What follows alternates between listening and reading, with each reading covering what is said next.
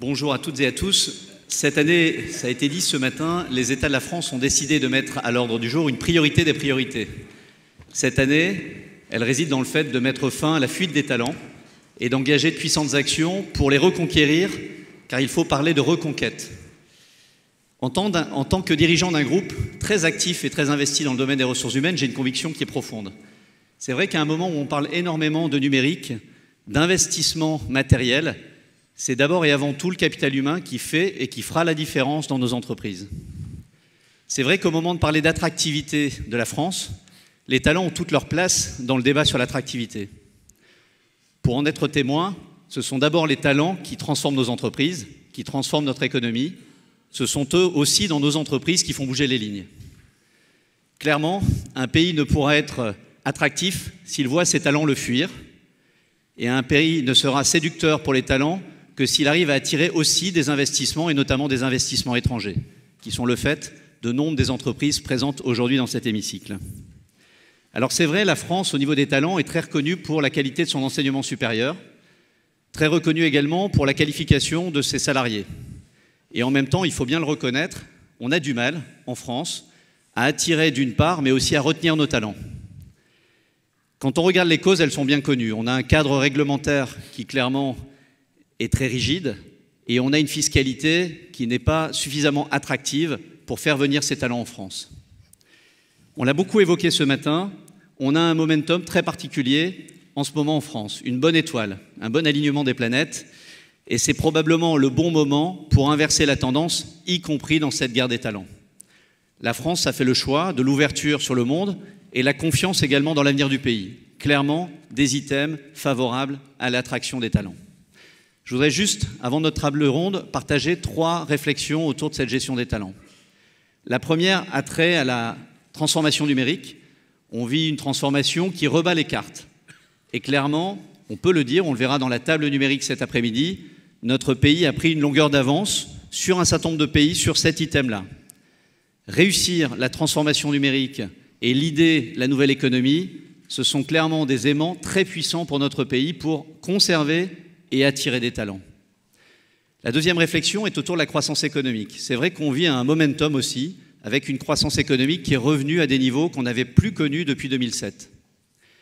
Quand on adosse cette croissance à la réforme récente du droit du travail et aux ordonnances encore à venir, clairement on a une belle opportunité de proposer un projet de croissance pour notre pays. Et on le sait, les talents cherchent avant tout des projets de croissance. Et dernière réflexion, passez-moi l'expression, mais un talent est une denrée potentiellement périssable si elle n'est pas entretenue. Et au moment où on est en train d'engager une réforme très importante de la formation initiale, de la formation professionnelle et de l'apprentissage, on a probablement une très belle opportunité de pouvoir se doter du meilleur socle de pédagogie qui puisse permettre de rafraîchir les compétences et de faire venir les talents en France pour cela. Notre groupe, le groupe ADECO, a toujours été très proche de cette notion de talent, et c'est à ce titre-là qu'en partenariat très étroit avec l'INSEAD, nous avons créé le premier index de compétitivité mondiale des talents. Avant de laisser la parole à mes collègues sur notre table ronde et de commencer nos échanges, nous allons prendre un petit moment pour découvrir la position de la France dans cette guerre des talents au niveau mondial, ce qui fait ses forces, mais ce qui fait ses faiblesses également. Et à ce titre, j'invite Bruno Lanvin à nous rejoindre au pupitre. Bruno, qui est le directeur exécutif des indices mondiaux au niveau de l'INSEAD et qui a co-construit cette étude que nous allons découvrir maintenant. Bruno, ravi de t'accueillir lors de nos États de la France.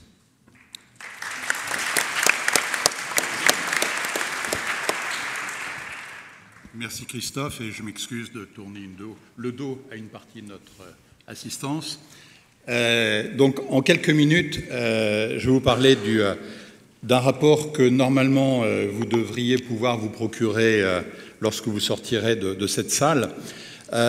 Et en l'espace de quelques minutes, je ne vais pas essayer de résumer les 300 et quelques pages de ce rapport, mais simplement indiquer quelques-uns des éléments qui nous semblent les plus importants et qui se relient directement à ce dont il est question ici aujourd'hui pour cette 12e édition des États de la France. voilà en gros, s'il fallait résumer 300 pages en un seul diagramme, voilà où se trouve la France. Ce diagramme représente sur l'axe vertical la performance en termes de talent,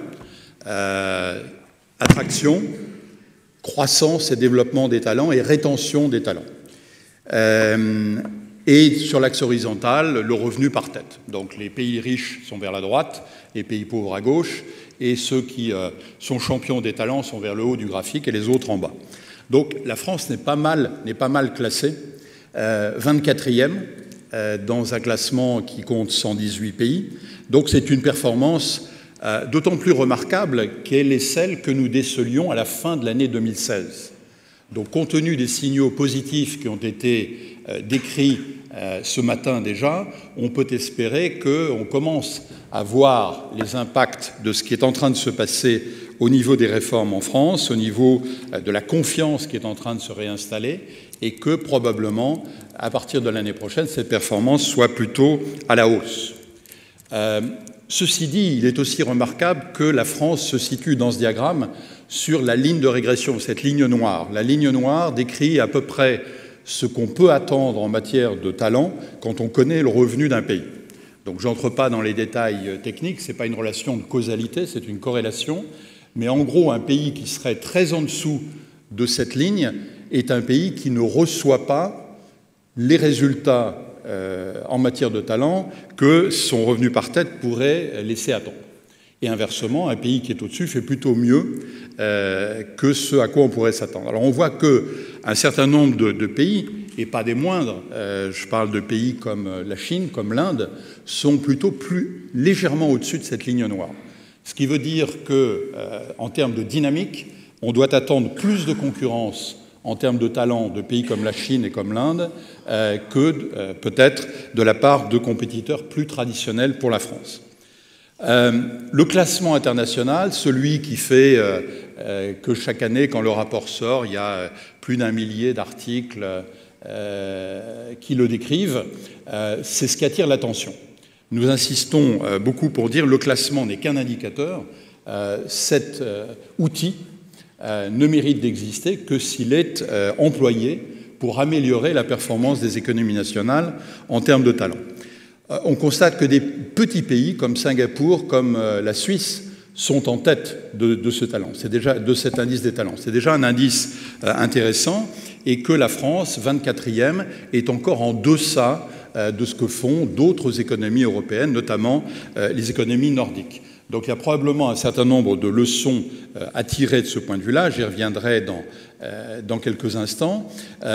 Et encore une fois, quand on ramène cette compétition à l'environnement des compétiteurs habituels de la France, notamment des pays comme l'Allemagne ou d'autres pays européens, on a une vision là aussi différente de ce que pourraient être les points forts et les points faibles de l'économie française. Alors juste un mot sur le fait que cette année, nous avons introduit un élément supplémentaire, une dimension supplémentaire dans cet indice mondial des talents qui vise à décrire la performance des villes.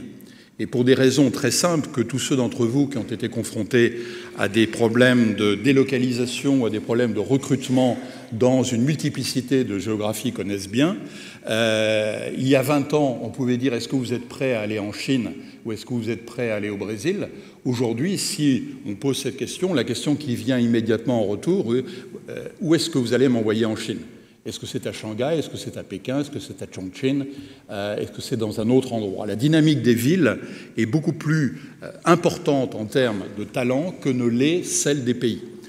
Il y a donc là un certain nombre de conséquences politiques et stratégiques qu'on peut examiner dans le contexte de la France. Et ce qui me permet de terminer sur cette dernière diapositive, sur quoi de neuf en matière de talent? En quoi est-ce que la compétition mondiale des talents est différente aujourd'hui de ce qu'elle pouvait être il y a 10 ans ou il y a 20 ans? Et Christophe l'a mentionné, aujourd'hui, il y a la dimension technologique, c'était le thème du rapport de cette année, qui est effectivement importante. Dans une économie numérique, on ne cherche pas les mêmes talents que ceux qu'on cherchait il y a 10 ans, mais chose plus importante, nous sommes aujourd'hui incapables de décrire les postes dont nous aurons besoin dans 10 ans. Donc en termes de formation, en termes de stratégie d'attraction des talents, il y a là un élément d'incertitude qui implique une grande souplesse, une grande agilité dans un certain nombre de politiques de la part des employeurs, mais aussi d'institutions comme INSEAD qui cherchent à fournir sur les marchés les meilleurs talents possibles. La formation, et Pierre Gattaz l'a souligné également ce matin, la formation commence à l'école primaire. Elle commence par l'acquisition d'un certain nombre de mécanismes intellectuels qui ont trait à l'entrepreneuriat. Elle commence avec le codage, qui est une forme de pensée qui mérite d'être appelée au même niveau que la lecture, l'écriture ou le calcul. Tout cela mérite d'être entrepris comme un chantier d'urgence. Les réformes sur le marché du travail, inutile d'entrer plus en détail que ce qui a été déjà dit et ce qui sera dit plus tard cet après-midi, seulement pour souligner que ce qui est aujourd'hui la norme, c'est-à-dire l'emploi salarié, est en train de devenir une partie relativement minime des marchés de l'emploi. Donc s'adapter au futur de l'emploi et considérer que les travailleurs vont fournir avant tout des tranches de temps à plusieurs employeurs en même temps, vont avoir plusieurs carrières dans le cours de leur vie active, sont également des éléments importants. Le rôle des villes, j'en ai déjà dit un mot, simplement pour souligner qu'on peut s'interroger actuellement sur ce que sera la croissance chinoise dans l'année qui vient. Est-ce que ce sera 7,2, 7,3, 7,4%? Il est important de considérer que 11 villes chinoises auront un taux de croissance supérieur à 20%. 11 villes chinoises. La population totale de ces 11 villes chinoises est supérieure à la population totale de la Norvège, de la Finlande, de la Suède, du Danemark, de la Belgique et du Luxembourg et des Pays-Bas réunis. Donc imaginons la partie nord de l'Europe avec un taux de croissance de 20%. On mesure qu'en termes de stratégie des talents, ceci doit avoir une importance non négligeable. Donc voilà un certain nombre de priorités. Je ne vais pas paraphraser cette diapositive et je suis certain que notre débat, le débat auquel vous allez assister maintenant, permettra d'approfondir certains de ces points. Je vous remercie de votre attention.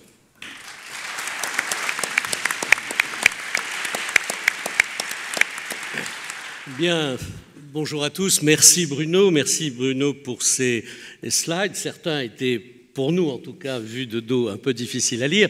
Donc on essaiera tout à l'heure de faire les interprétations les moins, comment dirais-je, approximatives possibles de ce que vous nous avez proposé. Mais en tout cas, on peut d'ores et déjà retenir que vous posez finalement un problème qui est le problème de fond, c'est le problème de la compétitivité à la fois de notre circuit de formation, depuis la formation initiale jusqu'à la formation supérieure, et puis surtout celui de l'optimisation des talents. Mais moi, j'y crois beaucoup, puisque je crois aussi que, d'après tout ce qui s'est dit ici ce matin, nous sommes sur une vague plutôt optimiste, une vague qui fleure bon l'énergie et l'envie d'entreprendre, et donc on devrait y arriver.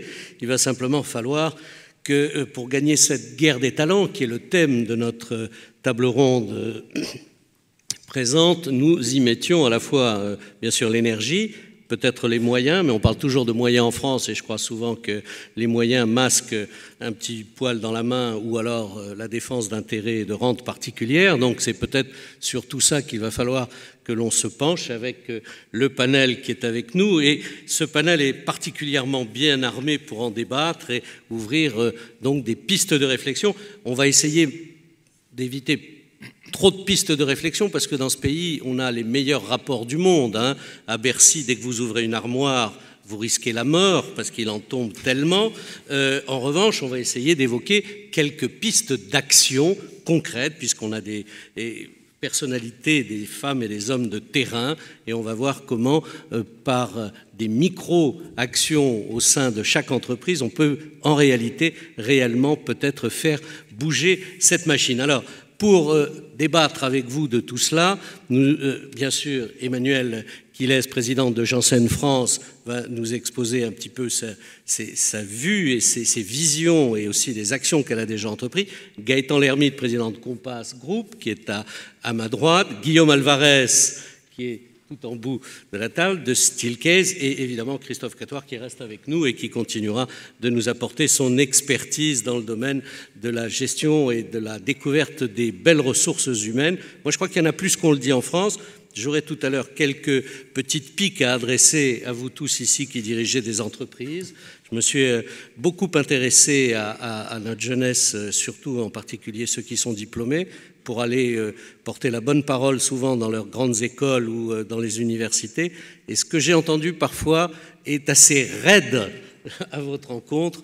Quand vous passez 7 à 10 entretiens d'embauche et que vous attendez 3 mois une réponse pour savoir si oui ou non on va vous embaucher, c'est sûr que quand on vous embauche dans la semaine à Londres, dans la journée à New York ou dans la matinée à Pékin, ça fait une grosse différence. Et après on dit nos talents s'en vont, donc il va falloir là aussi faire un petit effort pour essayer de s'adapter à ces personnalités que nous formons et qui sont excellentes, on l'a souligné tout à l'heure, hein, et je ne parle même pas de la recherche permanente du mouton à 5 pattes, c'est-à-dire le polytechnicien qui parle anglais, allemand, serbo-croate, qui a 3 ans d'expérience en sortant de l'école. Donc tout ça, évidemment, vous connaissez tous ce sujet par cœur, mais on va commencer par regarder d'une manière un peu plus générale cette affaire, et on va le faire avec comme intervenant principal, avant de débattre de ce thème, avec Gaëtan Delermite. On va voir quels sont les dispositifs que l'on pourrait concrètement améliorer pour d'abord accueillir des talents étrangers en France. J'ai vu qu'il fallait d'abord qu'on s'occupe aussi des nôtres, hein, mais enfin ça on en parlera tout à l'heure. Absolument.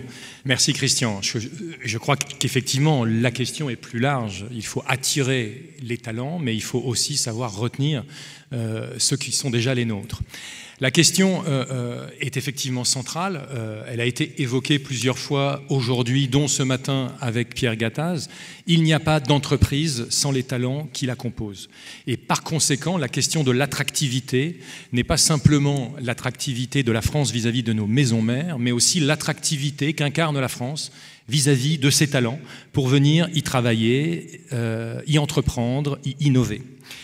La question, je dirais, mais d'autant plus personnelle que j'ai pris les rênes de Compass Group France il y a 3 ans, après 20 ans d'expatriation à l'étranger, et que j'ai, pour ma part, effectivement fait le chemin inverse, de revenir en France. Alors, quels sont les dispositifs, effectivement, pour créer ces conditions de l'attractivité et pour permettre à nos entreprises de bénéficier des viviers de collaboratrices et de collaborateurs à la hauteur de nos ambitions ? Le premier volet est un volet fiscal. C'est un volet technique. La dynamique est bonne. Elle a été rappelée ce matin. Il y a un certain nombre d'efforts qui ont été faits vis-à-vis des entreprises, certes, mais aussi vis-à-vis des talents, vis-à-vis des salariés. On a parlé de la suppression de l'ISF, de la création de la flat tax, du prélèvement à la source. On n'en a pas encore parlé, mais j'y reviendrai tout à l'heure. Ça peut être une problématique organisationnelle pour nos entreprises, mais ça peut être effectivement un facteur d'uniformisation ou d'homogénéisation vis-à-vis de nos voisins et des systèmes utilisés en Europe, ou évidemment le renforcement du régime des impatriés. Alors, la fiscalité des impatriés, de ces talents, est centrale. Alors, nos recommandations, c'est véritablement de poursuivre les actions qui ont été engagées en s'inscrivant dans 3 grandes dimensions: la durée, la cohérence et la stabilité. Alors premièrement, la stabilité, pourquoi ? Évidemment, c'est essentiel pour rassurer ces talents, rassurer ces travailleurs étrangers, en proscrivant toute rétroactivité. Je vous renvoie au contre-exemple des atermoiements ou des tergiversations qui ont eu lieu avec la législation sur l'attribution des actions gratuites. C'est évidemment dommageable pour notre image, mais ça n'envoie pas effectivement un message de sérénité, de lisibilité aux talents. Donc évidemment, la stabilité est essentielle pour avancer. La durée, intimement liée. Vous savez que le statut des impatriés est passé de 5 à 8 ans. C'est une avancée que nous accueillons très favorablement. Plus que la question de la durée, il faudrait se poser la question du retour progressif à la fiscalité locale pour éviter effectivement à l'horizon 5 ans, 8 ans, je dirais, le passage brutal d'un statut privilégié à un statut, je dirais, local. Troisièmement, la cohérence. Je crois que le prélèvement à la source va dans le bon sens. La France est, avec la Suisse, le seul pays d'Europe à ne pas avoir adopté ce système-là. Là encore, pour des talents étrangers qui souhaitent venir travailler en France, ça peut poser un problème de lisibilité. en particulier, je dirais, quand il s'agit d'une famille et que, en plus, je dirais, du statut d'impatrié, il faut s'habituer au système de foyer fiscal et d'une intégration d'une unicité familiale au niveau fiscal, ce qui, là encore, est quelque chose de particulier vis-à-vis des autres pays européens. Autre enjeu très significatif, les retraites. C'est un vrai chantier, on en a encore parlé ce matin, il fait partie des grandes réformes à venir. Je crois qu'il faut y aménager des conditions particulières pour les impatriés, qu'ils soient des Français qui reviennent en France, comme c'était mon cas. Vous imaginez qu'effectivement, quand je fais le bilan des trimestres que j'ai pu cotiser au système français, c'est un désastre. Je n'ai pas pu non plus cotiser aux, je dirais, retraites complémentaires, etc., etc. Il y a des systèmes, mais leur complexité fait qu'ils sont assez dissuasifs. Et la question se pose aussi pour des personnels qui viendraient de l'étranger, en format détachement ou autre. Là encore, il y a des mécanismes qui existent, mais leur complexité est assez dissuasive. Enfin, dernier volet, la simplification administrative. Elle a été évoquée ce matin à l'encontre des entreprises, mais elle existe aussi à l'endroit de ces impatriés. Pour ma part, quand je suis rentré en France il y a 3 ans, ça a été un peu un parcours du combattant. D'ailleurs, beaucoup de gens dans mon entourage me demandaient régulièrement « Est-ce que ça se passe bien, ce retour en France ?» comme si c'était quelque chose de particulièrement compliqué. Mais 2 ou 3 petits exemples. Le premier, et je passerai la parole peut-être à Guillaume pour un deuxième exemple, mais le premier exemple, c'est le fait que l'ensemble des formulaires à remplir pour se réinscrire à la sécurité sociale ou autre, etc., sont uniquement en langue française. C'est très bien, mais ça veut dire que quand vous n'êtes pas français, vous êtes finalement passager de votre processus d'intégration, de votre processus d'accueil, et vous êtes dépendant de tiers pour effectivement effectuer ces démarches et en comprendre le contenu. D'autres pays, c'est le cas de l'Allemagne, je dirais, traduisent les formulaires et font en sorte que effectivement l'accueil en est simplifié et se met, je dirais, au diapason des personnels arrivants pour leur faciliter l'entrée. Il y a d'autres exemples, je crois qu'il y a celui du permis de conduire. Oui, absolument. Je dirais qu'il existe encore en France, malheureusement, peut-être un folklore administratif qui devrait être relativement facile à nettoyer si on souhaitait vraiment. On en a tous fait l'expérience, mais je vais peut-être partager avec vous une petite histoire, une anecdote en fait parlante, qui est que si on est titulaire d'un permis de conduire émis, par exemple dans le Michigan aux États-Unis, lorsqu'on rentre en France, qu'on soit étranger ou qu'on soit ressortissant français qui a obtenu son permis dans le Michigan, eh bien on a la surprise de voir qu'il faut repasser son permis de conduire en totalité. Par comparaison, si on a obtenu son permis de conduire au Sierra Leone, on peut l'échanger tout de suite à la préfecture, il n'y a pas de souci. Et en Allemagne, par exemple, pour nous comparer avec nos amis allemands qui sont aussi des concurrents dans la guerre des talents, le permis du Sierra Leone, lui, n'est pas reconnu, il faut repasser son permis de conduire. Quant au permis du Michigan, il est échangé tout de suite contre un permis allemand qui, bien entendu, est valable en France d'ailleurs. Donc on voit qu'on a toute une petite série. Alors c'est vrai que ce sont des problèmes relativement simples. Le problème, c'est pas un problème, c'est que la racine du mal est probablement que l'administration assoit évidemment à la fois son installation dans les bureaux et sa pérennité avec la complexité, parce que sans complexité, évidemment, on diminue un petit peu les tâches à accomplir et donc on diminue l'ensemble du pouvoir un peu régalien qui est celui de notre belle et administration. Donc on comprend que ça devrait être assez facile pour une histoire de permis de conduire. Pour les histoires de retraite, écoutez, il y a une grande réforme de la retraite qui s'annonce. Soyons optimistes, peut-être qu'il y aura un petit chapitre pour les impatriés. C'est pour ça qu'on en parle. Bon, alors, je ne sais pas si c'est la priorité du gouvernement, mais en tout cas, sonnons la trompette pour qu'il puisse à un moment ou à un autre entendre cette petite musique et mettre le bon paragraphe au bon endroit. Mais c'est pas, il y a d'autres éléments à prendre en considération et on peut, avec vous, regarder chez Janssen & Janssen ce qui se passe sur ce terrain très précis. Pardon, oui. Vous vouliez le mien ? Non. Non. Ah bon, d'accord. Sur ce terrain très très précis de l'attractivité des talents étrangers. Oui, je peux revenir dessus, mais je vais rebondir sur ce qu'a dit Gaëtan, qui est très très vrai. Nous, on apprécie beaucoup de faire venir des collaborateurs de l'étranger, parce qu'ils sont partis à l'étranger en étant français, où ils reviennent. Et c'est vrai que le carcan administratif est extrêmement lourd, et c'est parfois difficile. On voudrait les accompagner, mais on ne peut pas y faire grand-chose. Donc c'est vrai que parfois ça devient limitant. Et le groupe Johnson & Johnson, en fait, s'est engagé pour quelques positions en Europe ou à l'international, en fait, à autoriser les personnes à travailler depuis leur pays d'origine. Donc on contourne le système. Donc c'est pas toujours possible, mais c'est vrai quelque chose qu'on met en route relativement facilement pour qu'il y ait plus de souplesse. Mais Emmanuel, bon là je vois une stratégie de contournement, mais est-ce que vous pouvez nous donner un exemple d'un blocage que vous avez considéré suffisamment important pour justement mettre en place toute cette stratégie de contournement finalement non, mais on va dire bien, parce que moi, personnellement, je ne vois pas ce qui vous gêne dans le rapatriement d'un talent qui arrive de l'étranger. C'est toute la problématique de faire revenir sa famille, de savoir comment est-ce qu'on va être accompagné, parce que simplement, il y a un certain nombre de documents qu'on n'a pas, qu'on nous demande pour pouvoir faire une location d'appartement, etc., parce qu'on a des feuilles de paye qui sont à l'étranger. Donc on n'imagine pas, en fait, la somme de soucis administratifs qu'on peut avoir quand on revient, de ne pas retrouver son régime retraite, de ne pas savoir à qui s'adresser. Donc c'est vrai, chez nous, on a mis un système en place, une sorte de plateforme qui est accessible 24 heures sur 24 et 7 jours sur 7 pour que les collaborateurs puissent poser leurs questions, aussi bien sur des questions de vie professionnelle que des vies personnelles.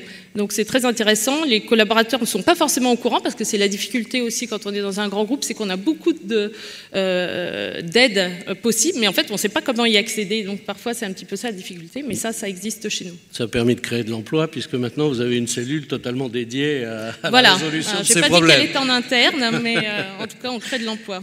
Très bien. Est-ce qu'il y a encore un mot sur, messieurs, peut-être Christophe, non, sur ces talents étrangers qu'on essaye de rapatrier dans les meilleures conditions pour qu'ils soient le plus efficaces? Comment on optimise ce flux de retour? Je voudrais insister effectivement sur deux choses que Gaëtan a mentionnées. La première, c'est vrai que le fait d'avoir par exemple dans notre groupe, la France est notre premier pays. C'est un pays un peu pépinière. Et c'est vrai en termes de chiffre d'affaires ou en termes en termes de chiffre d'affaires et de nombre de collaborateurs. Tout à fait. Et donc, il est de bon ton, en fait, d'avoir en pépinière des talents qui viennent passer 2, 3, 4 années en France. Et puis, certains s'y plaisent et voudraient y rester. Et c'est vrai que le régime des impatriés, même s'il a été repoussé, quand vous arrivez à la 5e ou à la 8e année maintenant, globalement, vous n'avez pas le choix que de repartir. Donc, c'est une notion qui me paraît relativement simple, en tout cas, que de le faire progressivement. L'autre élément, on a un pays qui a cherché à internationaliser aussi ses talents français, et donc vous faites partir vos talents à l'étranger, eux-mêmes en pépinière et en expérience. Et quand ils sont partis, avec des statuts et des fiscalités extrêmement attractives à l'étranger, pour les faire revenir, il n'y a pas de statut de l'impatrié pour ces gens-là. Il faut ouvrir un bon restaurant. Reviennent. Vous ouvrez un bon resto et ils reviennent. Il y a le plaisir de la vie, mais ils viennent pour leurs vacances. Vous voyez, pour leurs vacances. Très bien. Donc on voit que c'est quand même une véritable problématique, même si je pense que ce n'est pas l'essentiel de vos préoccupations au quotidien.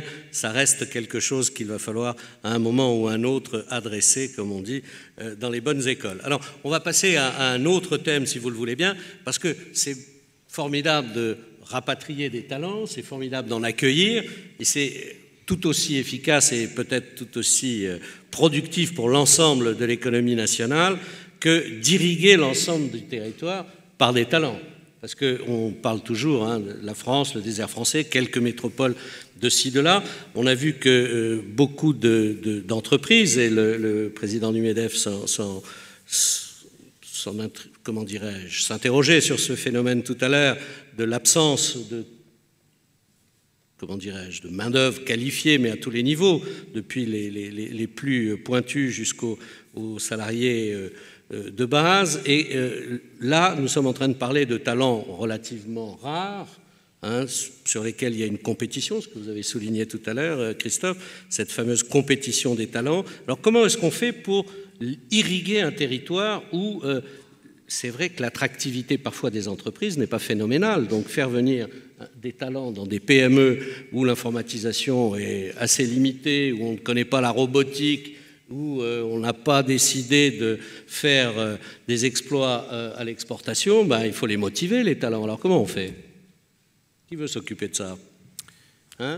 Allez, c'est Guillaume qui va nous dire 2 mots là-dessus. Merci. Il fait bon vivre en France, on le sait tous. C'est un pays très agréable. Ça, c'est une base acquise, d'accord. On a une richesse dans nos territoires qui est quand même pas présente dans tous les pays qui nous entourent. Il y a un grand dynamisme dans les régions. On le sait, on le voit très bien par le nombre de ressortissants étrangers qui sont propriétaires d'appartements ou de maisons dans toute la France pour leurs vacances et pour leur séjour de repos. Les choses deviennent un peu plus compliquées quand il faut gérer le quotidien et la vie d'une famille. Donc moi je proposerais 3 grandes pistes de réflexion avec peut-être quelques idées assez simples, assez concrètes. La première, c'est que quand on a une famille, l'éducation des enfants est un sujet auquel on est quand même confronté très très vite, que ça soit l'éducation primaire, secondaire ou universitaire. Je vais prendre quelques minutes pour rentrer un peu dans les détails, mais il y a très peu d'écoles internationales dans notre territoire. Et quand elles existent, je vais prendre encore une fois un exemple très concret de la ville de Strasbourg, qui est une ville qui m'est chère, puisque c'est notre siège européen, c'est une ville magnifique, mais l'école internationale de Strasbourg, c'est une toute petite école avec à peine quelques dizaines d'enfants de toutes les nationalités mélangées, beaucoup de bonne volonté, des enseignants de grande qualité, mais le format ressemble davantage à ce qu'une compagnie pétrolière installerait dans une zone d'exploitation en Afrique ou en Sibérie ou dans un endroit où il n'y a pas d'infrastructure. Alors qu'en France, nous avons quand même des écoles primaires et des écoles secondaires partout. Pourquoi séparer? Pourquoi ne pas s'appuyer sur le réseau d'écoles primaires et d'écoles secondaires qui existent pour avoir simplement une section internationale qui puisse accueillir des enfants, soit pour la totalité du cursus, soit pour une partie du programme dans leur langue maternelle, ou en tout cas dans quelques langues qui sont les langues les plus couramment parlées, parce qu'on sait que les enfants ont besoin de participer à des activités. Il ne s'agit pas simplement d'aller en cours, il y a des activités sportives, artistiques, de participer à une communauté, je pense que c'est très important. On a complètement ignoré ce sujet. Pourquoi ne pas non plus s'appuyer sur des organisations de pays voisins qui sont très actives en France? On peut penser l'Institut Cervantes, au Goethe Institute ou au British Council pour nous fournir le talent, les programmes et le savoir-faire qui nous manquent peut-être dans ces petites villes de province où on trouve beaucoup de talents étrangers. Donc, des choses assez pratiques. Au niveau des universités, on est là aussi confronté peut-être avec un mélange d'ignorance et de maquis administratifs. Savez-vous, par exemple, qu'un grand nombre de diplômes nord-américains ne sont pas reconnus comme étant équivalents en France? Pourquoi? L'enseignement en Amérique du Nord est quand même de très grande qualité. Donc quand on a besoin d'obtenir une équivalence, c'est un parcours du combattant absolument invraisemblable.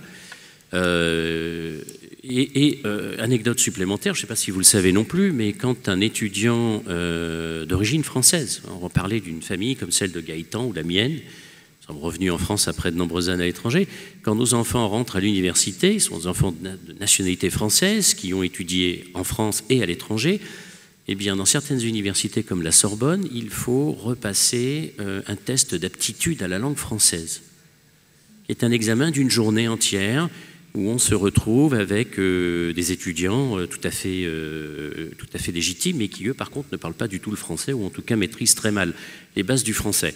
Donc, est-ce qu'on ne pourrait pas améliorer un petit peu l'acceptation des diplômes, le retour, et peut-être donner à ces étudiants qui reviennent en France avec leurs parents le sentiment qu'ils sont les bienvenus dans leur pays d'origine? Deuxième grand sujet, c'est la santé. On sait que le sujet n'est pas difficile simplement pour les étrangers ou les talents français qui reviennent en France.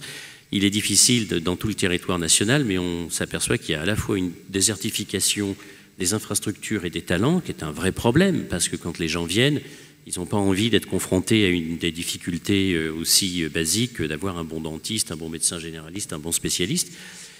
Et il y a également le deuxième niveau, qui est que la santé, dans tous les pays du monde, est traitée de manière un peu différente. Les habitudes sont différentes, les médicaments sont différents, les approches des traitements sont différents. Et nos praticiens en France sont souvent très ignorants. Donc on pourrait imaginer que dans les villes qui sont à la recherche de l'attraction de talents étrangers et d'entreprises étrangères, on ait un certain nombre d'investissements qui soient faits pour créer des centres d'expertise avec des médecins, des praticiens qui sont au moins au courant de ce qui se pratique autour de nous en Angleterre, en Allemagne, etc. Donc ça, c'est la deuxième grande proposition. La troisième, elle est très propre à l'architecture de notre pays, c'est qu'il est difficile de voyager à l'étranger depuis les provinces françaises. Ça s'améliore, bien entendu. Ça va un peu mieux. Ça va un petit peu mieux. Mais regardez, on a un grand aéroport intercontinental en France, c'est Paris. Et Nice. Oui, avec 1 ou 2 vols anecdotiques pour New York ou pour Dubaï. Mais je parle d'une vraie plateforme. Alors qu'en Allemagne, on en trouve 4. Au Royaume-Uni, on en trouve 3. Et même en Espagne ou en Italie, on en trouve 2. Avec des villes qui n'ont pas le vol international anecdotique de Delta ou d'Emirates, mais qui ont véritablement une couverture sur le reste du monde. Donc ouvrir la concurrence permet également des départs qui s'opèrent depuis les grandes villes de province. Je vais prendre là aussi une anecdote, l'aéroport de Marseille-Provence. Air France offre un vol sur l'étranger pour Amsterdam, qui est sa 2e plateforme, bien entendu. Alors que certaines compagnies aériennes étrangères, comme Lufthansa, sont prêtes à investir. Lufthansa dessert depuis Marseille, c'est juste un exemple, bien sûr, mais Düsseldorf, Berlin, Francfort, Munich, Hambourg. Qu'est-ce qui empêche la compagnie nationale de le faire? Et si elle ne le fait pas, il nous faut absolument encourager des transporteurs étrangers à le faire. Et dernier point de réflexion peut-être, c'est que le parcours du combattant à Roissy est quand même assez complexe pour un ressortissant étranger, surtout si c'est un ressortissant qui n'est pas de la communauté européenne. On peut se rappeler les aventures que beaucoup d'entre nous ont vécues cet été avec des moments de transit de 45 à 50 minutes pour sortir du territoire ou pour y revenir. Bon, tout ça sont des sujets qui ne sont pas dramatiques, hein. On ne choisit pas forcément son futur uniquement là-dessus, mais quand on combine les difficultés de l'accès à l'éducation, un système de santé peut-être pas très ouvert sur l'étranger et une difficulté à voyager, ce sont des sujets, je pense, qui sont des opportunités pour nous. Très bien. Merci Guillaume. Est-ce que Gaëtan, sur cette problématique de l'attraction de talents à travers le territoire national, vous avez chez Compass des idées, des possibilités plus opérationnelles que ce qui se propose aujourd'hui? Je crois que les points qui ont été proposés sont les bons. Ils peuvent paraître anodins, mais ce que l'on constate chez Compass Group, mais ce que je constate aussi chez un certain nombre de nos confrères, c'est qu'il y a beaucoup d'étrangers qui viennent travailler en France avec une base à Paris, mais avec leurs familles qui restent dans les pays d'origine. Et je crois qu'il est important de revendiquer le bien en France dont on parlait tout à l'heure, mais c'est le bien en France en famille. Et donc la problématique des écoles, la problématique de l'emploi du conjoint, la problématique de la simplification administrative de la langue sont effectivement des enjeux qui, dans l'accès au talent et dans l'attractivité que la France peut incarner vis-à-vis de ses potentiels collaborateurs et collaboratrices, sont importants. J'évoquais tout à l'heure le sujet du foyer fiscal. Je vous assure que ce n'est pas anodin dans la mesure où, effectivement, en venant en France, fiscalement, vous engagez la famille dans son ensemble, l'emploi du conjoint ou de la conjointe de façon beaucoup plus importante qu'effectivement que si vous restez de part et d'autre de la frontière. Alors, peut-être qu'avec le prélèvement à la source, où on pourra différencier les 2 entrées fiscales, peut-être qu'il y a une option à poursuivre là-dessus. Il faudra regarder avec les fiscalistes de Bercy et ensuite avec nos élus. Emmanuel, est-ce que chez Janssen, on a aussi des options, des possibilités et des idées pour justement densifier un petit peu le nombre de talents qui pourraient irriguer les régions de France? Alors, je veux dire, j'ai peut-être pas la même perception tout à fait sur le fait qu'on ait du mal à faire revenir que pour des raisons fiscales. Moi, je reviens sur le fait que principalement, on a des gens qui ont envie de travailler en France et c'est ça qui est très positif et il faut surtout les accompagner. Donc, c'est surtout ça notre job en tant que manager et patron des boîtes, c'est d'arriver à les accompagner dans du concret et savoir leur proposer des solutions avec des crèches pour pouvoir s'organiser autour de leur famille. Voilà, la partie administrative me paraît importante, mais je pense qu'on a surtout beaucoup à faire, nous, et je peux revenir dessus parce que c'est vraiment un sujet qui me tient à cœur. Ce qui attire les personnes pour travailler, c'est pas que des projets de croissance, Christophe. Moi, je suis persuadée qu'on a beaucoup des jeunes talents qui veulent nous rejoindre parce qu'il y a un projet à travers lequel ils pensent qu'ils vont avoir un impact sur la société. Et c'est pas que de la croissance. Et c'est comme ça qu'on peut les attirer. Et du coup, il faut arriver à s'aligner avec leur envie, leur besoin de s'investir. Et c'est pas que des choses qui sont liées à des rémunérations. le sait très bien. La fameuse génération, on en est où, Z maintenant? Millénial, je ne sais pas comment on l'appelle, mais... D'accord, ça change à peu près tous les 3 ans, donc moi je suis un petit peu largué. J'étais resté à Y, mais on me dit que c'est Z maintenant il y a encore peu importe, ils sont jeunes, c'est surtout ça la différence avec nous. D'accord, avec nous, oui, ça c'est clair, oui.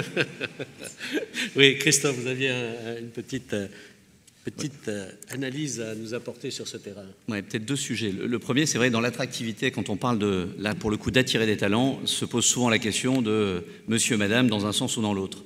Et c'est vrai que autant à Paris, on trouve une offre d'emploi qui est très importante, autant quand on va sur des villes de province, ça devient un drame, et de trouver un job pour les deux.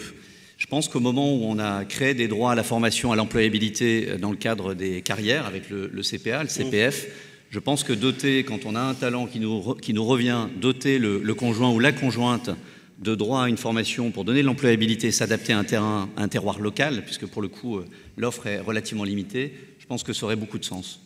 Et le deuxième élément, peut-être l'expérience qui est la nôtre, c'est que les talents, c'est pas que les cadres. On voit que les talents, c'est de plus en plus les techniciens, les ouvriers qualifiés et des métiers sur lesquels beaucoup d'entreprises, et là je reviens à la thématique de croissance, ont du mal à croître ou à entreprendre parce qu'elles manquent des profils les plus simples pour faire tourner leur boutique. Et je pense une petite idée au moment où s'engage la réforme de la formation professionnelle.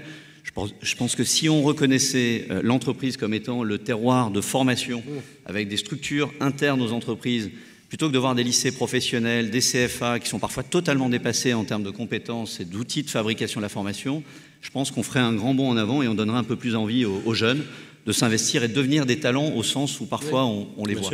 Bien sûr, il n'y a pas que les talents Bac+7, il y a aussi ces Est-ce que je peux rebondir là-dessus parce que je partage complètement l'avis effectivement de Christophe. Je crois qu'on pourrait y rajouter l'apprentissage. Je crois que la meilleure façon de retenir ou d'attirer des talents, c'est de les créer nous-mêmes et de les conserver. Et je crois qu'effectivement, l'apprentissage est une filière qui n'est pas valorisée à sa juste valeur, qui quelque part donne une garantie d'employabilité dans un marché où le chômage reste un très très grand enjeu, et qu'effectivement l'apprentissage peut nous aider, là encore, à créer et à retenir des talents sur la durée. Donc ça, effectivement, ça me paraît être un dispositif très intéressant à revaloriser. Alors il va falloir vraiment le revaloriser parce que tout le monde, il y a un consensus de place, comme on dit, sur la qualité, la nécessité, l'intérêt de l'apprentissage. Et quand on regarde les chiffres, on s'aperçoit qu'on a moins d'apprentis qu'il y a quelques années. Donc il y a un vrai problème qu'il va falloir absolument résoudre, à la fois entre les pouvoirs publics et le monde de l'entreprise qui a probablement été déçu par certaines initiatives, et notamment au niveau des différentes taxations sur, je crois, les apprentis que les entreprises recevaient. Sur le transfert du droit à la formation que vous évoquiez, Christophe, tout à l'heure, est-ce que vous entendez dans ce que vous venez de dire, que je ne me trompe pas et que la salle soit bien au clair, vous espérez peut-être un transfert de droit à la formation du salarié à son conjoint, ou pas? Il peut y avoir plusieurs modalités. Je pense que le sujet, on identifie aujourd'hui en France le fait que pour un demandeur d'emploi, quand on est depuis un certain temps en recherche d'emploi, on peut être crédité à hauteur de 150 quelques heures, ce qui donne la possibilité d'avoir un accès à un CQP, donc à une vraie qualification professionnelle. Je pense que si le sujet des talents se pose dans un territoire, puisqu'on parlait de la ruralité notamment, je pense que l'abondement sur le conjoint pour se former à un métier qui est recherché localement par une entreprise, c'est une disposition qui manque aujourd'hui. C'est-à-dire que le conjoint, finalement, s'il ne trouve pas de job, la famille entière ne vient pas. Bien sûr, très astucieux. OK. Plus de remarques sur ce thème, sur nos territoires qui sont, on l'a vu, relativement délaissés, auxquels le président de la République souhaite, comment dirais-je, apporter toute son attention et les câliner dans le sens du poil, on l'a vu très récemment. Donc on va changer un petit peu de thématique et on va s'intéresser aux initiatives que les entreprises peuvent et doivent prendre pour attirer, pour rester attractifs, parce qu'il ne suffit pas d'attirer des jeunes talents, encore faut-il les conserver, et il y a probablement quelques idées intéressantes à développer et bien évidemment ensuite à mettre en pratique. Alors c'est vous, Emmanuel, qui allez nous poser l'ensemble des jalons de cette réflexion. On peut regarder ce sujet-là sous différents angles. Je pense qu'en tant que manager au sein de nos entreprises, on est tous confrontés à une évolution qui est flagrante sur l'évolution des technologies, de nos moyens de communication. Donc ces évolutions, en fait, ont un impact fort sur notre vie professionnelle, en plus de notre vie privée. Et l'attente probablement des talents qu'on recrute aujourd'hui, c'est de voir qu'au sein des entreprises, on voit des process évoluer, et on a parlé beaucoup d'une France qui était parfois administrativement lourde. On voit au sein de nos entreprises évoluer nos process. Alors, c'est une évidence de dire qu'aujourd'hui, avec les moyens digitaux qu'on a, on multiplie les capacités d'interaction entre nous, au-delà des interactions avec nos clients. Et c'est vrai qu'il y a une véritable attente des talents qu'on recrute pour avoir des moyens modernes de communication en interne. Donc, il y a une attente qu'il y ait des communautés qui soient créées au sein d'entreprises. Il y a une attente aussi qu'on ait des organisations de bureaux qui soient un peu plus modernes, qu'on puisse aussi travailler en partie de chez soi. Et c'est vrai que tout ça, ça demande une évolution rapide qui n'est pas forcément évidente pour des entreprises, même étrangères comme les nôtres, même des grands groupes, parce que c'est une adaptation qui est attendue de notre part, qui doit être extrêmement rapide et qui ne correspond pas forcément au temps d'évolution et de discussion avec le dialogue social. Donc ce sujet technologique, il est très important pour nous. Donc on est un certain nombre dans cette salle à tweeter. Je ne suis pas persuadée que tout le monde ait un compte Twitter. Donc je ne dis pas que c'est l'avenir, mais c'est vrai que c'est une attente de la part de nos talents. Ils attendent de nous voir connectés et de pouvoir connecter avec nous. Donc une des choses qu'on a décidé par exemple en interne chez nous, c'est de faire du reverse mentoring, dont on est très fiers. Donc, en français, c'est quoi ? Se faire apprendre par les jeunes, dont on parlait tout à l'heure, voilà. L'usage des nouvelles technologies, parce qu'il faut bien reconnaître qu'à notre âge, je pense que le parcours auquel on s'imaginait être projeté il y a, on va dire, 25 ans, n'est pas forcément celui auquel les jeunes pensent aujourd'hui. Et quand ils voient qu'il y a un décalage entre nous, on ne les attire pas. Donc la difficulté, c'est d'arriver à les attirer. Donc on a demandé, nous, aux jeunes, chaque jeune qui a été repéré comme étant assez branché sur la technologie, en fait, fait du mentoring de mes collaborateurs du comité de direction, et ça marche très très bien, on en est très fiers. Voilà, ça c'est une des choses qu'on fait qui marche bien. Puis je pense que l'autre chose également sur laquelle à laquelle on doit penser, qui pareil n'est pas dans les livres non plus, c'est comment est-ce qu'on fait cette expérience collaborateur, comment est-ce qu'on la crée de façon moderne et agréable. Je pense qu'on sait, il y a 25 ans, quand on s'imaginait partir dans une carrière, on la voyait relativement linéaire, elle est de moins en moins linéaire. Et en fait, il faut accepter d'avoir des moments de discussion avec ses collaborateurs qui soient co-construits et pas leur dire simplement, voilà ton parcours d'évolution. Et on a mis un certain nombre de programmes en place. Donc nous, en dehors des short assignments qu'on fait pendant 2 ans pour partir à l'étranger, on engage également les collaborateurs à partir, par exemple, dans des ONG. Alors vous me direz, c'est peut-être plus facile dans la santé, mais nous, on est en contact, on aide, on soutient beaucoup d'ONG. Et en fait, ils partent pendant plusieurs mois travailler pour ces ONG, payés par nous. Et on vient même de démarrer un autre système, c'est qu'on accueille chez nous des collaborateurs d'ONG.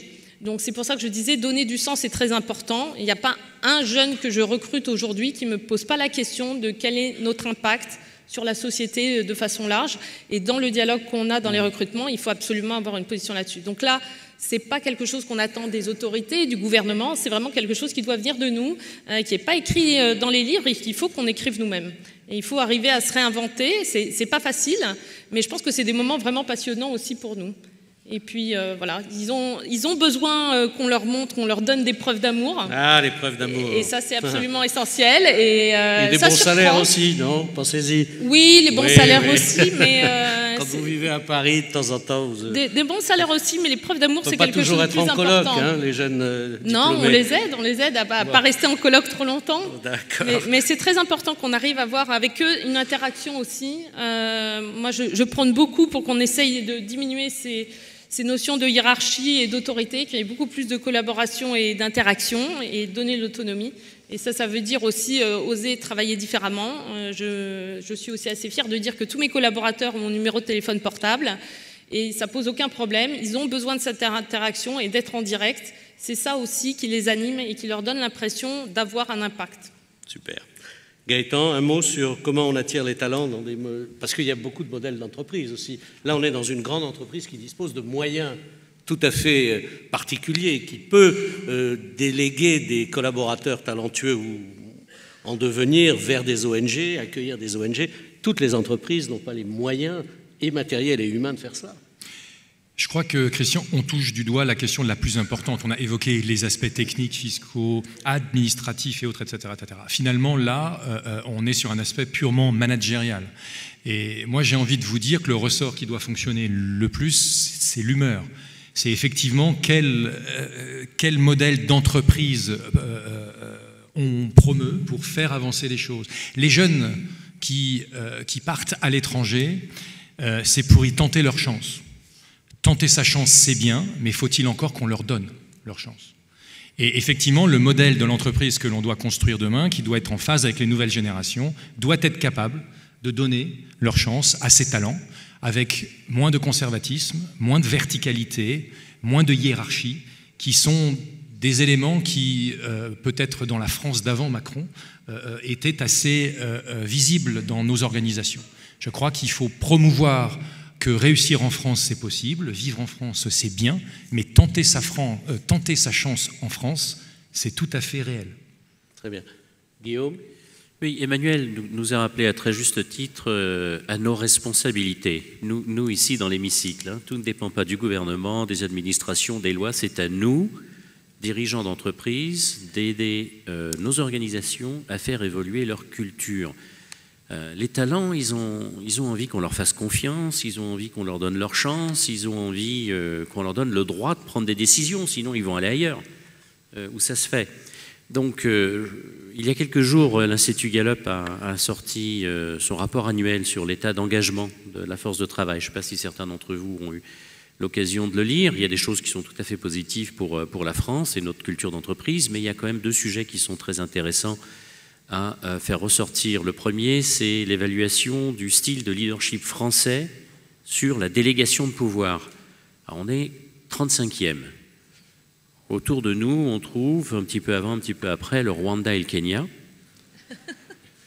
Et un sujet peut-être encore plus préoccupant d'un côté, mais d'un autre côté, qui est peut-être une opportunité extraordinaire à saisir, hein, parce qu'on peut voir toujours une difficulté ou au contraire une opportunité fantastique, c'est le niveau de confiance entre les employés et leurs dirigeants. Là, nous sommes 109e, entourés par le Kyrgyzstan et je ne sais plus quel autre pays.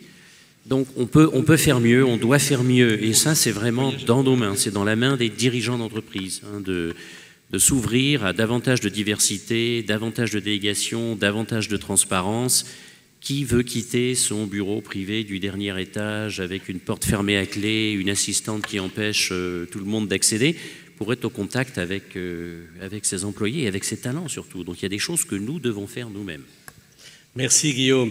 Nous sommes vraiment dans la toute dernière phase de cette première table ronde de l'après-midi. Christophe, un mot sur ce que nous venons d'évoquer et puis ensuite nous avons une intervenante que vous allez nous présenter très rapidement. Tout à fait. Pour conclure notre table ronde, je pense qu'on a terminé sur une note qui, effectivement, nous ramène à notre propre responsabilité en tant qu'entreprise. Je pense qu'on a libellé, d'ailleurs vous l'avez découvert, un certain nombre de propositions qui sont reprises dans un manuel qui est à votre disposition aujourd'hui. Vous retrouverez d'ailleurs, j'en profite pour le dire, à la sortie, le Global Talent Index qui est à votre disposition également pour voir ce qui fait ce classement entre les pays et l'attractivité des uns des autres. Mais au-delà de ça, je pense que ce qui est dit sur cette dernière question sur la communication, c'est que la gestion des talents, c'est d'abord une question de remettre de l'humain dans l'entreprise. C'est remettre la voix du dirigeant et des managers qui s'adressent à des collaborateurs pour les retenir, pour leur parler d'un projet, je suis d'accord. Pas qu'un projet de croissance, un projet de développement, d'entrepreneuriat aussi. C'est des initiatives. J'en profite pour faire un clin d'œil au Shadow Comex Adecco qui est installé là-bas. Donc voilà, c'est quelque chose qui effectivement inspire les dirigeants aussi pour être au contact et faire ce fameux reverse mentoring. Donc j'ai envie de dire, dans une économie qui a eu tendance un peu à se replier, on a beaucoup parlé d'un momentum où on était plutôt sur une logique d'ouverture. Je pense que cette notion d'humain dans l'entreprise, c'est de l'ouverture, c'est de la confiance et c'est probablement une des meilleures variables pour attirer les talents. Voilà peut-être en synthèse quelques éléments qu'on a pu reprendre. Merci Christophe. Et alors, évidemment, nous n'allons pas quand même clore cette session sans une intervention. C'est l'intervention d'Axel qui doit être... Tout à fait. Mais bonjour Axel. Eh bien venez, rejoignez-nous. Une petite introduction pour vous accueillir. Et Christophe va vous présenter très rapidement. Voilà. Axel, regardez, vous avez un magnifique Magnifique. On vous a réservé la tribune d'honneur. Voilà. Bonjour. Cher Axel, alors je vous présente, je vais venir là-bas. Allez, mettez-vous côte à côte, tiens. Voilà.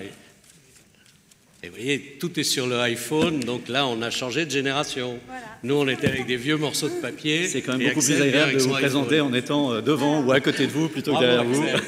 Bonne leçon. Donc, cher Axel, en tout cas, en tout premier lieu, un grand merci d'avoir accepté notre invitation et d'avoir accepté d'être notre grand témoin sur cette table ronde, la guerre des talents. C'est vrai qu'au vu de votre parcours, vous incarnez parfaitement en l'ambition qui est la nôtre. On a parlé beaucoup de reconquérir les talents, de les faire revenir en France. Et c'est ce que vous avez fait, revenir en France. Vous êtes d'ailleurs une des figures emblématiques qui a été citée comme ayant voulu de France, alors même que quelques années avant, vous l'aviez quittée en disant qu'elle ne vous faisait pas vraiment rêver. Enfin, je pense que vous nous expliquerez cela. Et dans le fait qu'elle ne vous faisait pas rêver, ça vous a amené à visiter Berlin, Londres, San Francisco. Vous avez été start-upeuse, je crois. Vous avez monté une société, vous y avez vécu 6 ans. Et puis vous avez souhaité revenir, à une époque où ça interloquait. Et pour reprendre vos termes, parce que je l'ai lu, vous avez dit « Ok, je sens que quelque chose se passe ici en France et ce qui m'inspire, c'est un vent nouveau, c'est un challenge et ce challenge, c'est le challenge digne d'un entrepreneur. » Et a priori, il semblerait que ça corresponde à vos racines et à vos ambitions. Et pour ce qui nous concerne, on a été nombreux à vous découvrir lors de vos discours introductifs, lors des meetings d'Emmanuel Macron, notamment à Bercy et à la Mutualité. J'ai envie de dire, vous êtes avec nous, avec, je l'espère, la ferme intention d'y rester. J'ai envie de vous laisser la parole maintenant pour que vous nous racontiez votre formidable histoire. Merci. Voilà, Axel.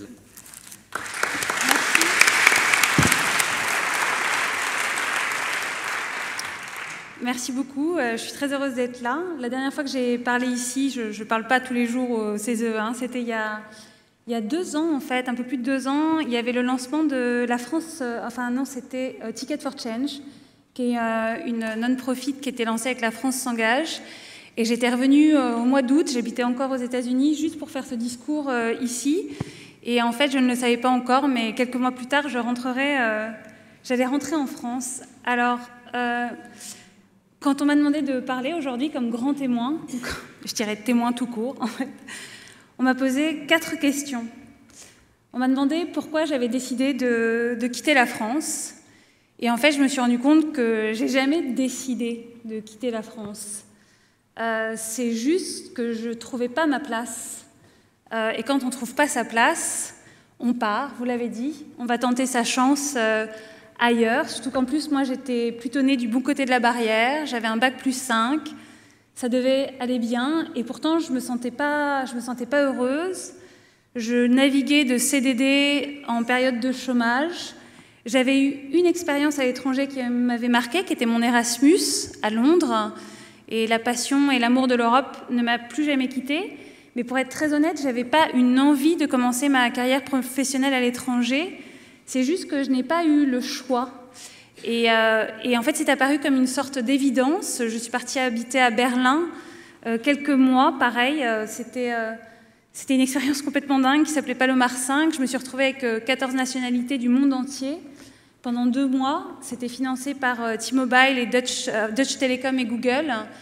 Et je devais travailler sur le futur du travail pour la génération Y. Alors, la génération Y, alors je vous dis, moi je suis une vieille Y déjà, c'est 1980-1995.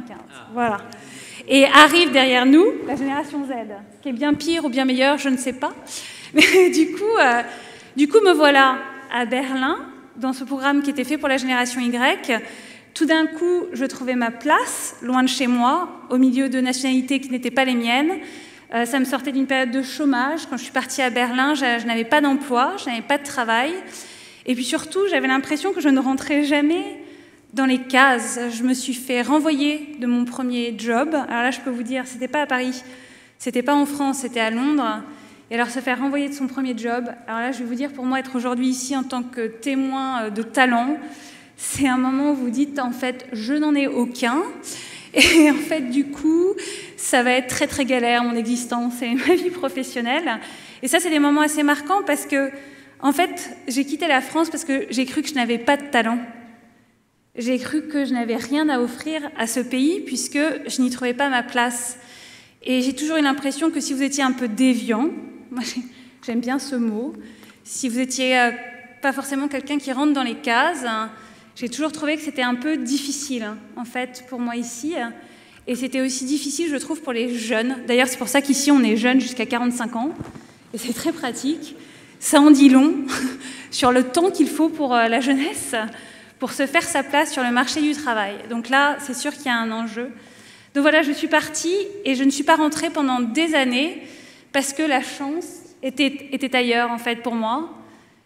La chance, elle était hors de mon pays, hors de mes frontières. Mais il y a une phrase que je déteste, qui est « La France, on l'aime ou on la quitte ». Pas du tout. On la quitte, on l'aime, on ne l'oublie jamais. On sait qu'on est en train de se transformer. On sait qu'on ne reviendra pas forcément la même. On espère qu'on apprend quelque chose loin de chez soi. Et surtout, tout d'un coup, quand je suis partie, après Berlin, je suis partie à San Francisco. Je devais rester 3 mois. C'est là où on m'avait envoyé le programme Palomar 5 de Berlin. Je suis restée 6 ans, enfin un peu moins de 6 ans.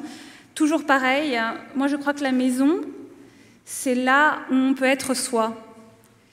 Et encore une fois, j'ai l'impression que là où je pouvais être moi-même, c'était pas en France, c'était au milieu de la Silicon Valley, où monter sa boîte, se tromper, réessayer, ne pas rentrer dans les cases, être un peu ce que j'appelle un misfit, était plus facile.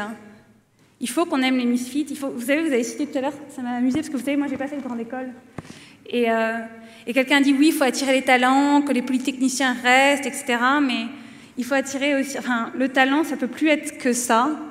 Moi, je crois aux artistes, je crois aux parcours qui ne sont pas forcément ceux des grandes écoles.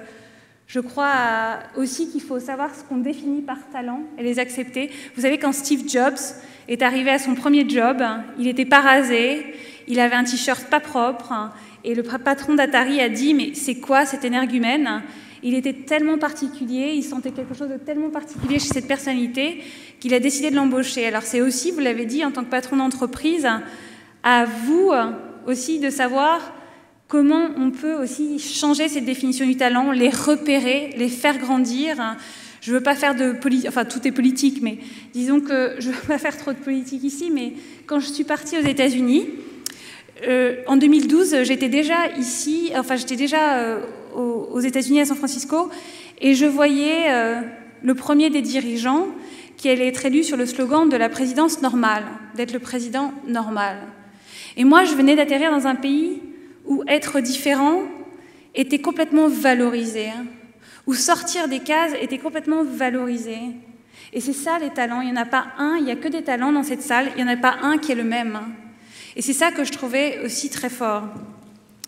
Alors ensuite, j'ai fait ma vie pendant des années loin, j'ai effectivement été directrice marketing d'une start-up, et ensuite j'ai décidé de monter ma petite agence toute seule, chose que j'aurais peut-être pas eu le courage de faire ici, si près de chez moi, c'est un peu un cliché de le dire, mais tenter, se planter, etc. C'est moins grave dans la Silicon Valley, c'est vrai, parce que la société ne vous regarde pas de la même façon si vous vous trompez. Et ensuite est arrivée peut-être l'envie de revenir. Et ça, c'est pareil, c'est quelque chose qui se fait doucement, qui se fait au fur et à mesure des mois, qui s'impose un peu à vous. Il y a une année assez marquante pour moi, c'est 2015. Je pense qu'elle a été marquante pour nous tous, mais aussi pour ma génération. Le 7 janvier 2015, moi j'étais à Las Vegas, au CES, au milieu des objets connectés. J'ai trouvé ça complètement vain, et il se trouve que par hasard, j'avais un avion pour Paris 3 jours après. Je me suis retrouvée à la marche, à République, et pour la première fois, je requittais mon pays le cœur lourd. Et ça ne m'était pas arrivé depuis longtemps, parce que moi, je m'étais trouvée, j'avais fait ma vie à l'étranger. Et puis le 13 novembre 2015, j'étais là. J'étais là pour le boulot. Et puis, mon ex-mari m'appelle et me dit « Est-ce que tu veux qu'on avance ton billet de retour pour que tu rentres plus vite aux États-Unis » Et là, j'ai dit « Non. En fait, je vais repousser mon billet de retour. Je veux rester. » Et puis, il y a eu les régionales de 2015 avec le FN à plus de 30%. Et là, tout d'un coup, je me suis dit « Je rentre. » Je rentre parce que je ne veux pas regarder une élection comme celle-ci de 2017 loin. Je veux m'engager. Je voyais bien Trump qui montait dans mon pays d'origine. Enfin, mon pays d'origine. Intéressant lapsus. Mon pays d'accueil, citoyenne du monde, vous voyez, mon pays d'accueil. Et donc je me suis dit, c'est pas une fatalité, et c'est très drôle parce que je n'ai jamais eu aucune envie de m'engager dans les élections américaines, mais dans mon pays, j'avais envie de participer et à mon échelle, d'apporter ce que je croyais avoir été... on apprend beaucoup quand on part, on rentre différent et j'avais envie d'essayer, avec qui j'étais, les petits talents que j'avais pu construire, de participer à ce combat, parce que je le voyais un peu comme ça, je voyais bien les forces en présence. Et puis, il y a une sensation d'utilité que j'avais pas en fait quand j'étais en France plus jeune. Je ne trouvais ni ma place, ni ma vocation, ni mon utilité, parce qu'on dit beaucoup qu'on est une génération très je, moi-je, individualiste, etc. Mais on est aussi une génération qui a envie de savoir qui elle est pour participer au collectif, pour participer à la grande histoire en fait du groupe, de nous tous ensemble. Et je crois que c'est pour ça qu'on est assez obsédé par trouver qui l'on est, pour redonner... Vous savez, Picasso disait le but de la vie, c'est de trouver ce pourquoi l'on est fait, et le sens de la vie, c'est de le partager. Et je crois qu'on est beaucoup, en fait, dans ma génération, à croire ça. Et moi, à ce moment-là, le sens, pour moi, c'était de rentrer, de participer, avec un état d'esprit, effectivement, qui était un peu différent, qui avait un peu changé. Et puis donc, effectivement, je me suis engagée, je sentais qu'il se passait quelque chose en France. Ça, c'est vrai, vous l'avez dit, une espèce d'intuition. J'ai atterri à Paris le 1er janvier 2016, avec 5 ans de ma vie dans les valises, à 9h du matin, totalement pétrifiée, parce que je me souvenais très bien dans quel état j'avais quitté la France des années avant, et je ne savais pas si j'y retrouverais ma place. J'y ai trouvé ma place dans une aventure collective incroyable, qui a été la campagne. Pour moi, ça a été comme un projet entrepreneurial, effectivement, et puis la sensation de jouer quelque chose de très fort pour mon pays, de ne pas basculer du mauvais côté de l'histoire. Et la raison pour laquelle je suis pas repartie, c'est pour ça. C'est parce que je suis persuadée qu'entre un Brexit, un Trump et les forces en présence actuellement, on n'est pas parti du mauvais côté de l'histoire et qu'on a fait quelque chose de très fort. Et puis vous avez parlé d'un mot qui est extrêmement important, qui est la confiance. La confiance à l'échelle individuelle ou collective, c'est ce qu'il y a de plus important. Et j'ai eu l'impression qu'on avait décidé de se faire confiance. Et dans cet état d'esprit-là, dans ce contexte-là, moi j'ai envie de rester ici. J'ai envie de rester en France, parce que je suis persuadée que c'est là que ça va se passer. J'ai envie de rester en Europe, parce que je suis aussi persuadée que c'est là que ça va se passer. Et j'ai envie, évidemment, qu'on donne envie de France. Et donner envie de France, c'est effectivement pas que des lois, pas que des choses très concrètes comme ça. C'est un état d'esprit. Moi, je suis persuadée que 60% de la réussite, elle est psychologique. C'est un moment où on est... Enfin, quand on fait Make Our Planet Great Again, ou quand on défend des sujets aussi essentiels que l'écologie, etc., c'est aussi une façon de dire, les années qui arrivent, elles se passeront ici. Vos talents, venez... Il n'y a pas de hub d'innovation, ça n'existe pas dans le monde, qui se crée sur des talents locaux. Ça n'existe pas. Donc il y a nos talents à nous, à garder, et il y a les talents aussi du monde entier, parce que ça, c'est ce que j'ai vraiment vu dans la Silicon Valley, leur façon de storyteller leur propre légende, leur façon de dire c'est ici que ça se passe, c'est ici que vous allez pouvoir changer le monde. Bien non, changer le monde, changer le collectif, préparer ce 21e siècle, ça peut être aussi ici. Et ce que j'ai appris à Palomar 5, à Berlin, à San Francisco, à Londres, et aussi ici, c'est que l'innovation, c'est la collaboration et la diversité. Et c'est pour ça que c'est très dur, un patron qui est enfermé dans son bureau au 7e étage. Il n'y a pas d'innovation sans collaboration, il n'y a pas d'innovation sans vulnérabilité, et il n'y a pas d'innovation sans mixité et diversité. Ce n'est pas un discours social quand on vous dit ça, c'est un discours économique. C'est l'enjeu essentiel pour mettre notre pays sur les rails de l'innovation.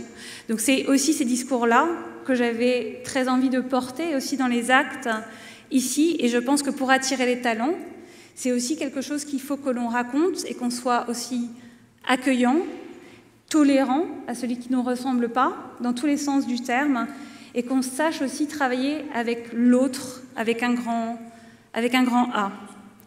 Je voulais finir, quand j'étais loin de mon pays, parfois j'ai eu des gros coups de blues, hein, mais j'ai toujours eu la sensation que je reviendrai. Après, ça dépend des expatriés, mais que je reviendrai différemment pour faire quelque chose. Et j'ai décidé de rester, c'est vrai, mais parfois, quand on a beaucoup voyagé, quand on a habité longtemps à l'étranger, il y a quelque chose qui est difficile, c'est qu'on sait que le monde est grand, et donc vous faites le choix de rentrer dans votre pays, et parfois, vous avez parfois la tentation, non pas de repartir, c'est faux, mais vous savez qu'il y a un ailleurs. Et moi, en fait, quand je pense à ça, je sais aussi que le voyage le plus important qu'on fait, c'est celui qu'on fait quand on fait le tour de soi-même. Et ça, on peut le faire en étant ici, si on vous le permet, si on vous permet d'être vous-même. Je voudrais vous lire juste un poème que j'ai lu, que j'ai découvert quand j'étais à San Francisco, que je vais partager avec vous. Je suis rentrée avant d'être vieille, comme l'indique le poème, mais je le trouve très beau parce que finalement, on revient en pouvant rester aussi l'autre, l'étranger, quand on a habité loin, et on a toujours à cœur de ne jamais s'enfermer dans un entre-soi, qui est vraiment le poison de l'innovation pour chacun d'entre nous. Donc c'est un poème de Constantin Cavavis qui s'appelle Ithaque, et j'ai choisi une traduction de Dominique Grandmont aux éditions Gallimard. Quand tu prendras le chemin d'Ithaque, souhaite que la route soit longue, pleine d'aventures, pleine d'enseignements. Les Lestrégions et les Cyclopes, ne les crains pas, ni la colère de Poséidon. Jamais tu ne trouveras rien de tel sur ton chemin si ta pensée reste élevée, si une émotion rare étreint ton esprit et ton corps.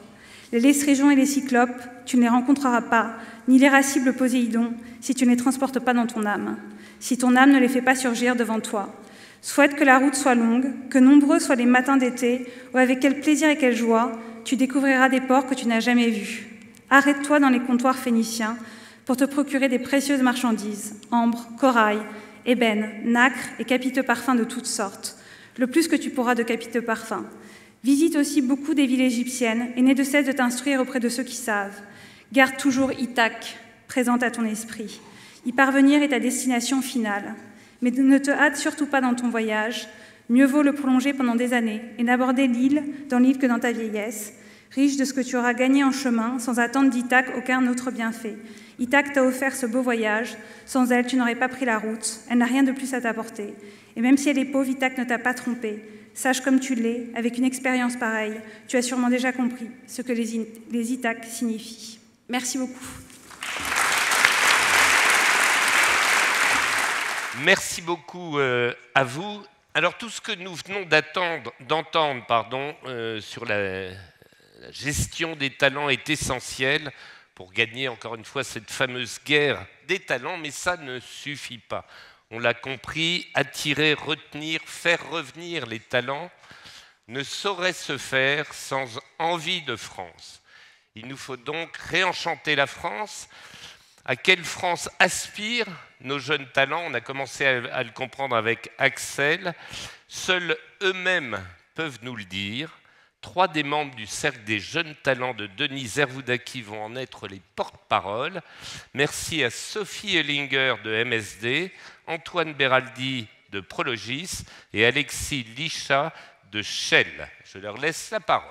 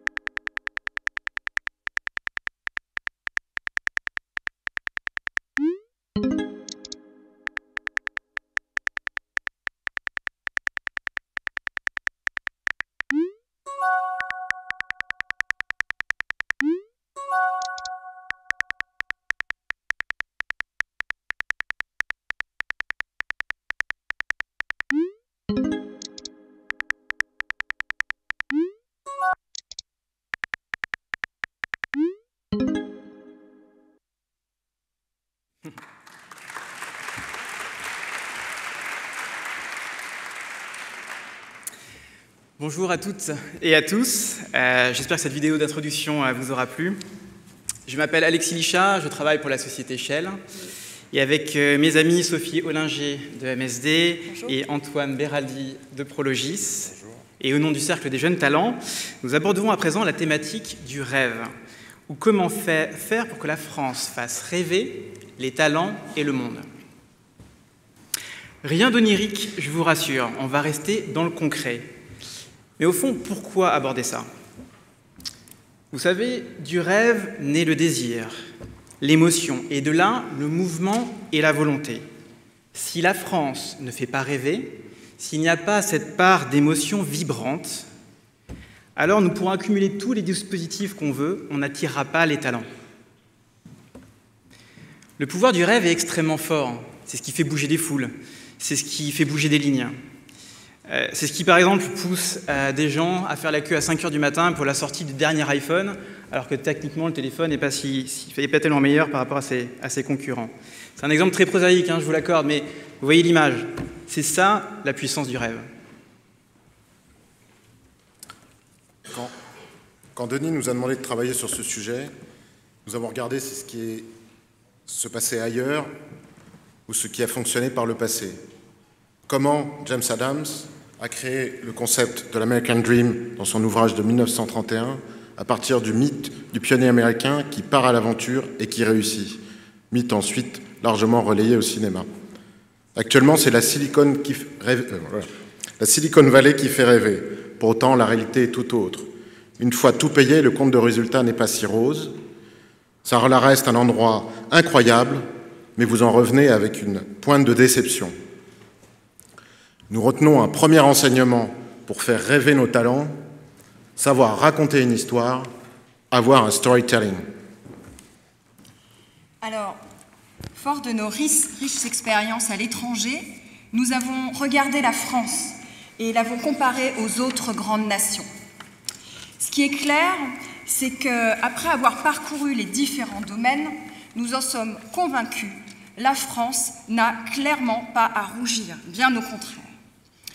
Tout n'est pas parfait, mais alors pourquoi la Silicon Valley profite-t-elle d'une meilleure image alors que la France, c'est l'inverse? Nous pensons tout simplement que nous avons du mal à nous vendre. Et c'est vrai, en France, nous avons une appétence pour l'esthétisme du tragique, du cérébral, du sérieux. Mais si nous voulons faire rêver, c'est d'émotions dont il s'agit. Et comme diraient nos amis anglo-saxons, « It's so amazing ». La France, nous le savons, doit maintenant célébrer ses succès avec fierté et avec emphase. Donc, au-delà de la qualité de vie et de notre culture française, déjà connue, reconnue, notre premier argument, c'est de dire qu'en France, nous réussissons. Nous avons un vrai savoir-faire, prouvé et éprouvé, mais ce qui nous manque maintenant, c'est du faire savoir. Laissez-moi vous en convaincre avec quelques exemples. Qui sait dans la salle que les cartes à puce, l'ABS, le DivX, les verres progressifs sont des inventions françaises? Qui sait que dans le domaine de la blockchain ou de l'intelligence artificielle, la France est en pointe? On en parlait ce matin, dans le domaine des startups, la France est maintenant le leader européen en nombre de startups créées, en termes de levée de fonds. On a la fiscalité en R&D la plus incitative de tous les pays de l'OCDE. Et maintenant, ça ne vous a pas échappé avec Station F, on a le plus grand campus de startups du monde. Et parmi vous, dans cette salle, il y a beaucoup de grandes entreprises qui investissent massivement dans l'écosystème français plutôt que dans les autres pays européens. Donc, oui, en France, on peut réussir. Oui, la France a de vrais succès pour déjà faire rêver les talents. Maintenant, nous devons mieux le faire savoir et nous comptons sur vous tous dans cette salle pour en être les vibrants ambassadeurs. Maintenant, nous vous proposons un bref saut dans le passé. Regardons l'Europe du 5e au 12e siècle. Elle est très en retard par rapport aux empires chinois et arabes. En quelques décennies, elle s'est mise à briller sur le monde, notamment grâce aux cités-États. C'est l'époque de l'accroissement des villes qui dépassent les 100 000 habitants, des échanges, des idées, des biens et des talents. Ces cités ouvertes sur le monde ont su être dynamiques et croître très rapidement. Inversement, dès que ces cités se sont repliées sur elles-mêmes suite à des luttes intestines, elles ont périclité. Nous retenons donc un deuxième enseignement pour faire rêver les talents du monde et continuer à briller. La France doit être encore plus ouverte sur le monde. Enfin, lorsque nous discutons avec des étrangers, certains peuvent effectivement trouver la France attrayante, mais agréable à vivre seulement si vous êtes français. Il nous faut donc envoyer un message très clair à tous ces talents de toutes les origines, qu'ils soient indiens, indonésiens, brésiliens. Ils ont tous leur place en France. Et n'oublions pas, nous l'avons évoqué ce matin, que d'ici 2050, la première langue native sera le français, grâce à la croissance de l'Afrique. Nous avons là un énorme potentiel de rayonnement. Donc, après avoir regardé les leçons du passé et ce que nous pouvons déjà faire sur la base des succès présents, regardons maintenant devant nous. Nous sentons bien que nous sommes à un tournant de nos civilisations. Nous savons que nous ne pourrons plus consommer comme avant, que notre empreinte écologique doit être beaucoup plus vertueuse. D'un point de vue sociétal, la priorité n'est plus donnée autant qu'avant à l'accumulation des biens. Il y a une réelle volonté maintenant d'avoir un meilleur équilibre entre vie professionnelle et vie privée, d'avoir une vraie égalité des chances et des opportunités. Donc, nous ne pouvons plus vivre comme nos générations précédentes. Si le monde et les technologies évoluent vite, nos aspirations changent. En effet, Alexis, regardez ce qui se passe autour de nous. Le Brexit, le vote catalan, le repli sur soi américain, les instabilités toujours plus grandes au Moyen-Orient. Le monde n'a pas été autant sous tension depuis 50 ans et a besoin de retrouver de la sérénité. La France, dans le passé, rayonnait par ses idées, en accueillant le monde et en lui parlant. Ces valeurs sociétales auxquelles le monde aspire sont justement inscrites dans l'ADN de la France. Il y a donc une légitimité pour la France à les incarner et à les porter. Le monde a besoin d'une lumière dans ce brouillard. La France doit montrer la voie en étant l'exemple de ce que sera le monde de demain, moins polluant, plus authentique, sereine avec son passé. Nous retenons donc un troisième et dernier enseignement pour faire rêver les talents. La France doit contribuer à développer la vision d'un humanisme moderne et de la cité de demain. Voilà, mesdames, messieurs, célébrer les succès présents, regarder et parler au monde, établir une vision humaniste, moderne, pour ce monde triste qui se cherche, voilà la partition que nous vous proposons. Et nous voulons en être les sonores instruments. Avec notre savoir-faire, nos atouts et un bon storytelling, nous en sommes convaincus, la France peut et va faire rêver le monde et les talents du monde. Mesdames, Messieurs, au nom du Cercle des Jeunes Talents, merci infiniment pour votre écoute.